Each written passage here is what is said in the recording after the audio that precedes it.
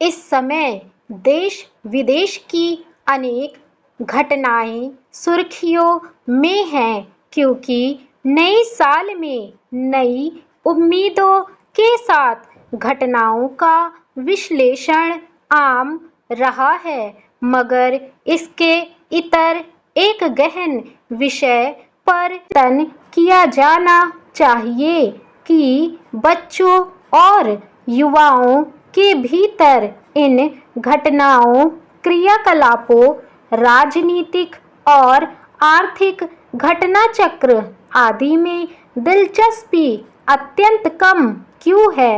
बच्चे और युवा टीवी या मोबाइल पर इन घटनाओं का विश्लेषण न कर नकारात्मक मनोरंजन के साधनों में समय बिता रहे हैं।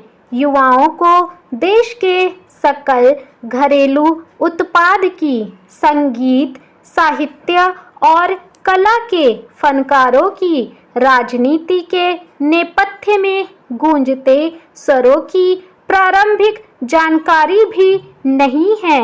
युवा वर्ग को अभिनेताओं, अभिनेत्रियों के पुनर्विवाह, व्यापारी परिवार के विवाह उत्सव, टीवी के गेम शो या चैलेंज, क्रिकेटर के तलाक आदि की तो जानकारी मिल जाती है, लेकिन उन्हें ओलंपिक खेलों, इजराइल हमास युद्ध, रूस यूक्रेन संकट, बजट के आधारभूत तत्वों, रेल दुर्घटनाओं और पनपते पर्यावरण संकट की सतही जानकारी भी नहीं होती है। यह बहुत चिंताजनक स्थिति है।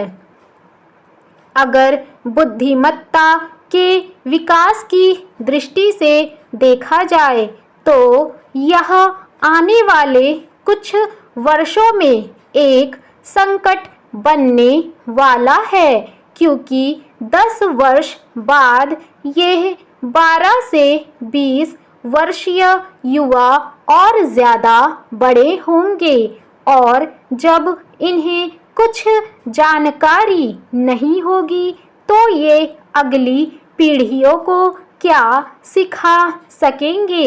ऐसी बात करने पर कई बार इनके बीच के कुछ युवाओं का तर्क होता है कि जो बात अधेड़ और बूढ़े व्यक्ति अखबारों पत्रिकाओं में पढ़ते हैं वे उन्हें मोबाइल पर उपलब्ध है।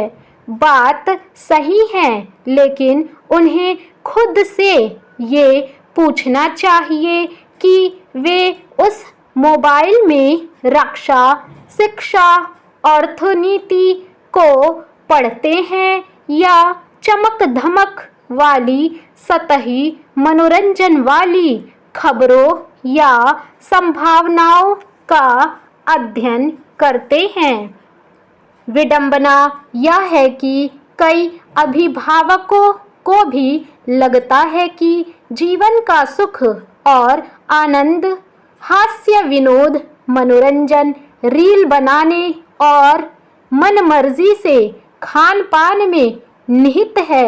इस भोगवादी रवैये के चलते युवाओं में ज्ञान और जीवन मूल्यों का विकास रुक सा गया है। हालांकि सिर्फ युवाओं को दोष देना अनुचित है, क्योंकि घरों में अखबार, पत्र पत्रिकाएं, पुस्तकें उपलब्ध ही नहीं हैं। पुस्तक, अखबार या पत्रिका हो तो बच्चा कम से कम फोटो देखेगा और उसके भीतर कुछ प्रश्न उभरेंगे। अब तो यह भी नहीं है। ज़्यादातर माता पिता खुद कुछ पढ़ ही नहीं रहे तो वे क्या और किसकी चर्चा करेंगे।